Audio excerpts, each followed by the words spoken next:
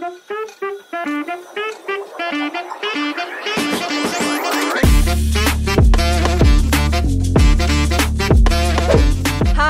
Sobat Pelaut, balik lagi nih di acara BBB, Bincang-Bincang BP3IP. Yeay. Wah, akhirnya ya saya bisa memandu acara pada kesempatan kali ini. Kemudian gimana nih Pelaut, apa kabar nih kalian? Gimana nih kalian udah pada setelah cuti ini kan udah energinya kan udah full kan? Habis ketemu keluarga, habis ketemu kangen-kangenan nih sama keluarga. Pasti langsung semangat kan? Oke. Tapi itu yang cuti ya. Gimana kalau yang nggak cuti ya? Yang pelaut-pelaut nih yang kontraknya belum habis ya. Biasanya kan nggak boleh cuti, nggak bisa lebaran di rumah. Waduh, gawat nih. Apa ya? Gimana ya? Tapi kan nggak apa-apa kan? Kalian kan sobat pelaut nih mental-mental yang kuat, tangguh kan? Katanya pelaut yang hebat dilahirkan bukan dari ombak yang tenang. Betul apa betul? Waduh, oke, langsung aja. Jadi di sini sobat pelaut di episode kedua dari Bincang-Bincang BP3IP ini akan memberikan materi yang luar biasa nih. Apa coba? Yaitu temanya kali ini adalah blended learning. Apa sih blended learning itu?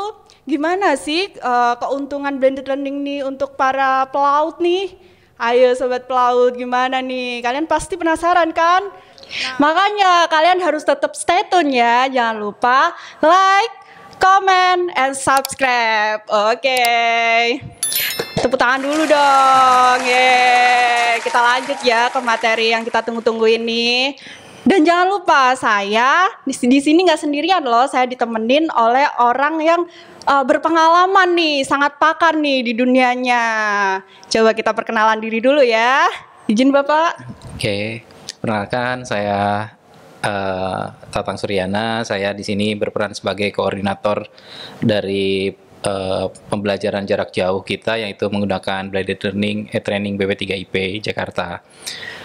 Saya di sini di BP3IP masuk tahun 2010, kebetulan langsung di penempatan di sini di BP3IP Jakarta, seperti itu. Oke, Pak Tatang. Dari namanya Pak Tatang nih. Nah, Pak Tatang nih asalnya dari mana ya? Saya tebak nih pasti dari Madura gak sih? Gak. Coba kita tanya dulu ke orangnya. Iya Pak, izin Saya Bapak. aslinya dari Tasikmalaya, daerah Galunggung ya. Salah deh tebakan saya. Oke Pak. Jadi Bapak ini sebelum di divisi PJJ ini ada di mana Pak? Oke, saya dulu ketika CPNS pertama kali di BP3IP itu di bagian keuangan dan umum dulu di sana. Jadi penempatan awal di sana itu diperbantukan di bagian perencanaan di sana itu. Wah. Di bagian di sana. Oke sih perencanaan ya, sibuk banget ya pasti dulu CPNS lagi Ya, udah di CPNS pas awal-awal ya. Iya, oke deh. Bapak, terkait blended learning ya Pak ya, apa sih Pak blended learning itu, apa nih definisinya? Oke, blended dari segi kata mungkin kan campuran ya, Iya. campuran blended. Nah, di dalam arti ada penambahan learning di sana berarti adalah campuran metode pembelajaran sih sebetulnya blended learning di sini. Dan kalau misal di kita sekarang ditarik ke sistem kita yang dipunyai oleh BP3IP yaitu e-training, blended learning di sini adalah campuran antara pembelajaran digital online menggunakan sistem pembelajaran e-learning dengan sistem pembelajaran yang juga masih online sebetulnya mungkin yang tatap muka dan prakteknya seperti itu. Jadi blended learning di BP3IP di sini adalah pembelajaran dengan menggunakan sistem online, menggunakan e-training BP3IP Jakarta, dan juga mungkin selain itu juga menggunakan Zoom meeting. Kemudian untuk prakteknya kita yang hanya dilaksanakan mungkin sekitar 2 minggu sebelum UAD, kita itu pembelajaran tatap muka di kelas gitu selama 2 minggu saja sih sebetulnya. Oh, jadi cuma 2 minggu ya untuk offline-nya sendiri ya untuk Pak ya? offline-nya 2 minggu. Jadi selebihnya itu untuk daring ya Pak ya? Iya, daring. Wah, Sobat Pelaut gimana nih? Masih tertarik nggak untuk belajar di BP3 nih? Udah mudah banget loh kita menyediakan fasilitas nih, apalagi program terbarunya yaitu blended learning. Waduh, oke. Pak, adanya blended learning ini ya Pak, itu apa belajar dari waktu COVID kemarin ya Pak ya untuk sistemnya itu? Oke, kalau dilihat dari sejarah sih di BP3IP ini yang blended learning training kita itu sebetulnya dilakukan sebelum dari e-learning. Jadi sebelum dari COVID ya, sebelum COVID. Jadi e-learning BP3IP blended learningnya itu dilakukan dari awalnya itu tahun 2017. Itu hanya untuk internal BP3IP saja, jadi mungkin belum dipublish juga ke pihak luar dan juga belum dilaksanakan secara resmi waktu itu. Jadi hanya untuk pembelajaran, untuk mata pelajaran saya dulu itu tahun 2017. Kemudian 2018, 2019 baru itu diresmikan menjadi sistem pembelajaran BP3IP untuk pembelajaran online-nya.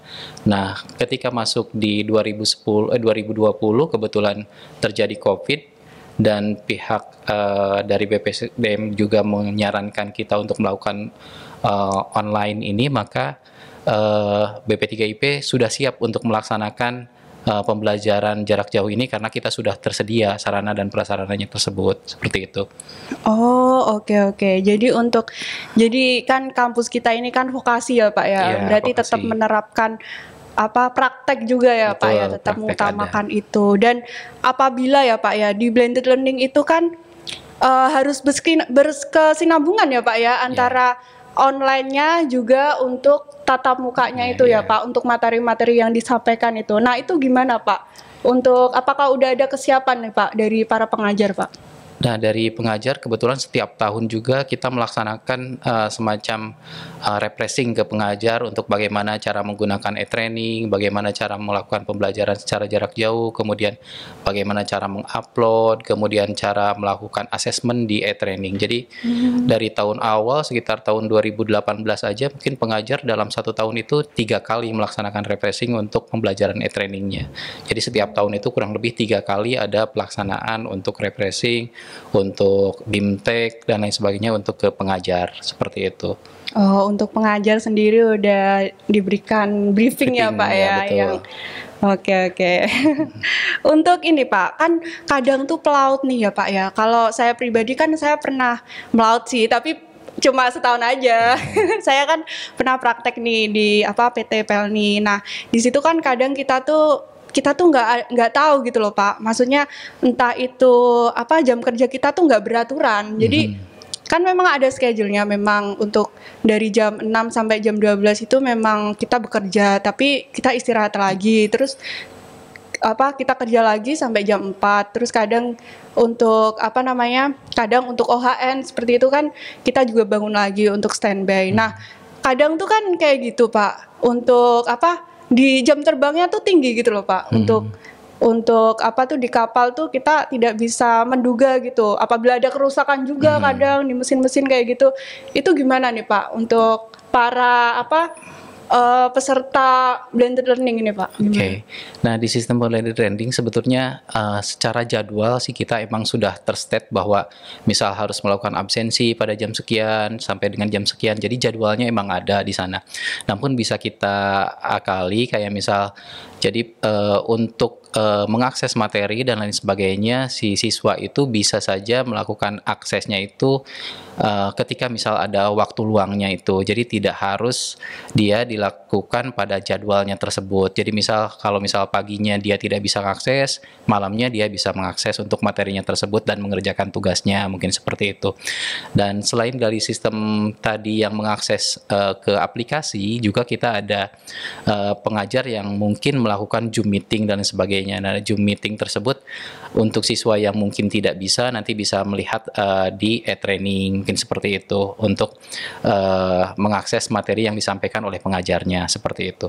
Oh, jadi untuk absensi ya Pak ya, untuk absensinya sendiri itu apakah nanti misalnya nggak ada sinyal nih Pak, kadang kan nggak bisa ngubungin untuk ketua kelas atau dosen kayak gitu, gimana nih Pak untuk absensi mungkin nanti kita akan terangkan mungkin nanti ketika orientasi mungkin untuk lebih jauhnya ya, karena lumayan agak menyita waktu nih kalau kita terangkan sekarang ya. Jadi mungkin nanti ketika orientasi yang akan dilakukan secara online juga nanti, maka kita akan terangkan bagaimana tip and triknya untuk melakukan absensi jika tidak ada sinyal dan sebagainya, mungkin seperti itu. Oh iya sih Pak, jadi tetap memudahkan ya. Iya, gampang dimudahkan ya. Efisiensi sekali, oke.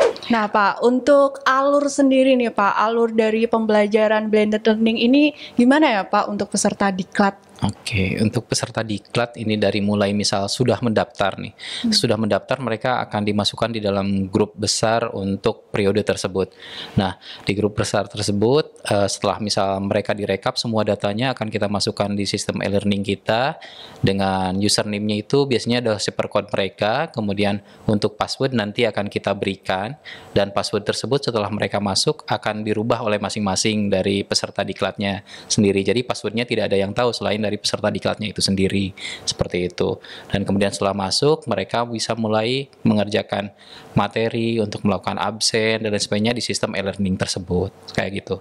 Oh, nah ini Pak kan kadang tuh untuk pelaut-pelaut nih kan kadang kita tidak memungkiri kan ya Pak, kadang umur kan, kadang kita kan benar-benar menggunakan AI. Nah itu gimana Pak kalau yang dalam artian kurang paham nih terkait AI kayak gitu? Nah, untuk yang di e-learningnya sendiri sebetulnya kalau misal ada kesulitan dan sebagainya kita selalu siap untuk mengasistensi mereka gitu ya. Jadi kalau misal ada masalah dan sebagainya silahkan disampaikan via WhatsApp grup tersebut, kemudian kita akan sampaikan juga solusinya di sana seperti itu. Ada mungkin juga sebagian yang japri, tapi saya lebih menyarankan mungkin ya di WhatsApp grup aja biar kalau misal ada problem yang sama peserta lain juga bisa mengetahui oh ini solusinya seperti ini, seperti itu. Harus belajar dari pengalaman ya.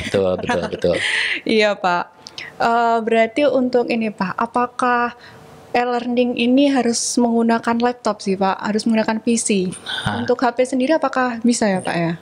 Bisa sekali. Jadi intinya e-learning ini tidak wajib menggunakan PC atau laptop ya. Di sini e-learning ini selama Bapak dan Ibu mempunyai browser, ini bisa diakses melalui HP ya. Baik itu misal dari Android ataupun dari yang iPhone bisa dilakukan, kayak misal iPhone mungkin menggunakan Safari dan sebagainya. Intinya kalau misal Bapak dan Ibu punya HP, terkoneksi internet, ada browsernya, sudah bisa mengakses dari e-training kita, seperti itu. Nah, nggak ribet kan Sobat Pelaut, bisa menggunakan browser nih kalau yang HP-nya Android. Yang iPhone bisa menggunakan Safari, oke? Gitu ya Pak ya. Oke. Untuk platform dari e-learning untuk platformnya pakai e-learning ya Pak ya? Ya betul, e-learning. LMS ya Pak ya? LMS kita sebetulnya menggunakan open source model yang ini juga digunakan oleh universitas terbuka. Jadi kita mengacu ke sana. Kenapa? Karena selain open source, kemudian di sana juga banyak fitur-fitur yang sangat berguna dan bisa bermanfaat untuk kita kembangkan kembali sehingga akan memudahkan baik dari segi peserta, pengelola ataupun pengajar dari e-learning itu sendiri, seperti itu. Oh, sangat inovatif ya. Keren sih. Nah, ini Pak, terkait blended learning itu bisa diterapkan di diklat mana aja nih Pak? Nah, untuk sementara ini diklat yang menerapkan e-learning ini yang blended adalah untuk yang diklat peningkatan. Diklat peningkatan. Untuk tingkat keterampilan mungkin karena ada aturan dari DJPL yang harus offline, maka ya sementara ini masih dilakukan secara offline, seperti itu. Ada juga yang untuk renewal itu karena sifatnya mungkin hanya renewal, maka itu dilakukan secara online juga untuk yang renewal. Nah, untuk yang revalidasi mungkin diwajibkan untuk datang, seperti itu. Oh iya. Jadi diklat keterampilan nih belum bisa ya guys ya. Untuk diklat peningkatan nih yang baru bisa blended learning. Nah, ini Pak, terkait periode pelaksanaan diklat online dan offline-nya nih. Itu kapan aja? Untuk periode diklat selama ini kita melakukan dalam 1 tahun itu 6 periode, dan 6 periode ini biasanya selang waktu 2 bulan, tapi ke depan rencananya mungkin akan dilakukan setiap 1 bulan sekali ini. Jadi akan dibuka nanti mungkin peningkatan itu setiap 1 bulan akan ada diklat peningkatan. Kemudian untuk durasinya sendiri nanti itu dari segi online-nya itu adalah sekitar mungkin hampir 80%-an untuk online-nya ya. Jadi si peserta itu nanti datang ke kampus itu hanya 2 minggu menjelang UAD aja, dan 2 minggu menjelang UAD itu digunakan untuk tryout, kemudian untuk pengumpulan berkas-berkas untuk persyaratan dan lain sebagainya. Jadi selama 2 minggu setelah mereka melaksanakan blended learning secara online, mereka datang ke kampus, kemudian setelah itu melakukan tryout UKP, kemudian pengumpulan berkas-berkas, kemudian UAD. Dan kita di PJJ ini kita melaksanakan itu dari mulai penerimaan siswanya, setelah misal siswa datang ke kita masukkan di sistem online sampai dengan UAD. Jadi siswa ini akan belajar dari mulai awal, dari mulai orientasi sampai dengan UAD itu menggunakan sistem aplikasi gitu ya. Jadi nanti selesai itu baru melakukan UKP seperti itu. Jadi semuanya ada di PJJ sih selama ini, di online kan seperti itu. Oh, oke. Nah, ini Pak, untuk apa berarti kan untuk teori nih semuanya udah dikasihkan itu pas awal ya Pak ya, untuk berapa bulan gitu kan Pak. Terus habis itu setelah itu kan baru masuk ke prakteknya. Nah, apakah maksimal Pak prakteknya itu selama 2 minggu ya Pak ya? Sebetulnya prakteknya mungkin itu juga dilaksanakan secara online itu di dalam sistem aplikasi. Jadi di dalam waktu online itu selain teori, di sana juga disampaikan untuk praktek, walaupun mungkin siswanya tidak melakukan praktek secara real ya di simulator. Tapi kalau misalnya yang lagi berlayar dan sebagainya, sebetulnya itu kan udah melakukan praktek secara betul-betul praktek di lapangan ya. Dan mereka pastinya akan lebih real di lapangan bahwa oh ini misal bagiannya, bagian ini dan lain sebagainya, sehingga mereka bisa melakukan secara betul-betul bukan di simulator lagi seperti itu. Kalau di kita kan kebanyakan di simulator, walaupun kita punya real engine mungkin di sini, tapi di lapangannya sendiri mereka akan berhadapan langsung dengan real engine dari kapal mereka langsung seperti itu. Lebih nyata. Ya, lebih nyata dan akan dibimbing oleh pengajar-pengajar kita mungkin seperti itu. Oke. Wah, hebat ya Pak Sobat Pelaut ya, untuk untuk program dari BP3IP ini sangat menunjang banget loh profesi dari Sobat Pelaut ini. Wah, keren. Nah, apa saja sih Pak yang menjadi hal wajib dari blended learning ini? Untuk apakah absensi 100%-nya itu untuk lulus assessment atau UAT, UKP kayak gitu Pak? Nah, dari segi tadi untuk e-learning sebetulnya ya kita menekankan bahwa absensi itu minimal 80% dari kehadiran siswanya ya. Jadi minimal melakukan absensi di sistem itu adalah 80%. Kemudian untuk materi itu harus 100%. Jadi siswa melakukan akses materi, membaca materi, mengerjakan tugas, baik itu berupa pilihan ganda atau esai, itu harus setiap mata pelajarannya itu 100%. Nah, setelah 100% semua, nanti baru bisa mengikuti untuk UAD. Jadi ketika misal di 2 minggu setelah selesai setelah selesai pembelajaran, tim kita di PJJ ini akan mengecek bagaimana siswanya itu untuk progres capaian dari mata pelajarannya, apakah materi dan tugasnya sudah dikerjakan atau belum, seperti itu. Kita akan ada reminder ke mereka kalau misal ada beberapa yang masih tertinggal dan sebagainya. Kita akan memberikan semacam warning, Bapak ini masih belum selesai sekian persen, silakan dikerjakan, misal baru bisa mengikuti untuk UAD-nya, seperti itu. Oh, seperti itu.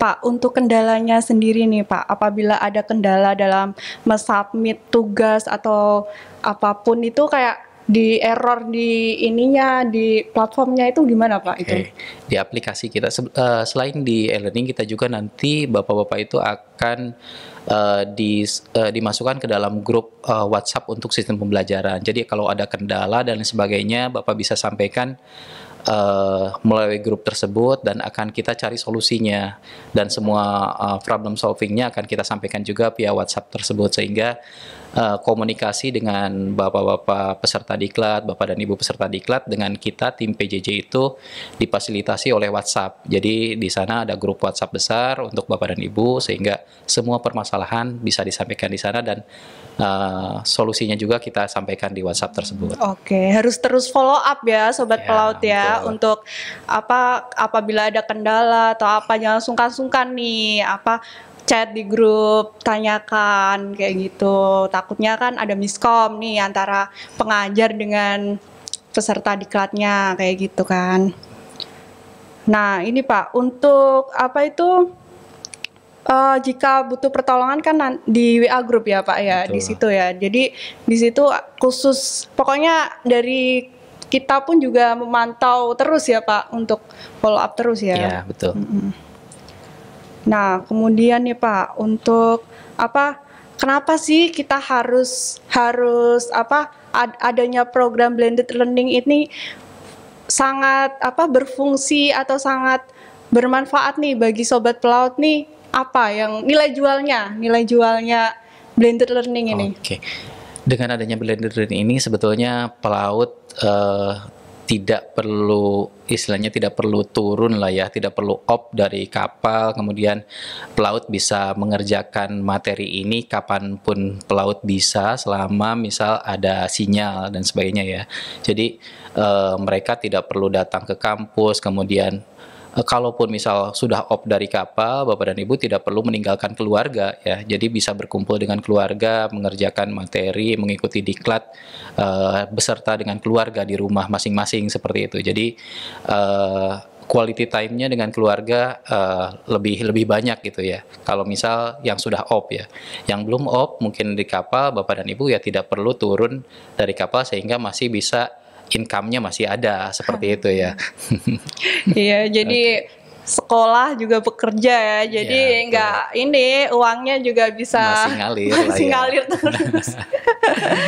Oke Pak, untuk ini Pak, misalnya ada yang off gitu Pak, mungkin misalnya nggak di kapal nih, terus kebetulan nih daerah Jabodetabek peserta diklatnya, ini kalau misalnya mau untuk mau belajar langsung di BP3 nih gimana Pak? Datang ke BP3 gitu untuk tanya-tanya atau tanya-tanya bisa banyak juga sih rekan-rekan Mika yang daerah Jabodetabek, apalagi mungkin yang biasanya mungkin yang peserta diklat yang sudah op kemudian tinggal di Jabodetabek biasanya dijadikan ketua kelas biasanya ya untuk peserta diklatnya nih, dan mereka pastinya akan berkoordinasi dengan kita bagaimana jika misal terjadi masalah dengan anggota kelasnya yang lain dan sebagainya, mereka silakan bisa datang ke kita. Kebetulan kita ada di lantai 3 gedung A ya, di 306. Kalau misal ada masalah silakan bisa datang langsung ke kita. Seperti itu. Oke. Nah, Sobat Pelaut, blended learning ini sangat menjanjikan bukan untuk Sobat Pelaut, apalagi yang masih di kapal atau pengen masih kumpul sama keluarga. Nah, janganlah pikir sekali dua kali, gas aja nggak sih? Sangat memudahkan Sobat Pelaut loh tentunya. Nah, blended learning ini kan sangat fleksibel, udah mudah, terus kemudian juga menghemat waktu. Ayo, come on. Oke, Sobat Pelaut, kita di sini juga menyediakan 3D loh. Apa sih 3D itu? Yang pertama, daftar offline. Nah, Sobat Pelaut bisa langsung daftar loh ke BP3IP, langsung ke sini. Kemudian yang kedua adalah daftar online. Nah, Sobat Pelaut bisa mengakses link yaitu daftar.bp3ip.ac.id. Kemudian Sobat Pelaut yang terakhir itu kalian bisa daftar via WA. Nah, gimana nih? Kalau via WA kalian bisa nih tulis ya Sobat Pelaut ya nomornya. Nanti juga ada di deskripsi di bawah ya. Yaitu 0813 9988 4690. Oke. Nah, gimana nih Pak Tatang terkait pembahasan kita kali ini? Apakah ada tambahan, Pak? Intinya sebetulnya di sistem e-learning kita ini sangat memudahkan bagi Anda. Anda bisa belajar kapanpun dan dimanapun, ya seperti itu. Jadi itu yang menjadi daya tarik dari e-learning BP3IP. Bapak-bapak tidak perlu datang, tidak perlu kos di sini. Jadi Bapak dimanapun dan kapanpun bisa belajar, bisa meningkatkan sertifikat Bapak dan Ibu, seperti itu. Mari Sobat Pelaut, kita meningkatkan sama-sama kompetensi kita dengan daftar diklat peningkatan di BP3IP. Nah, BP3IP, The The Master.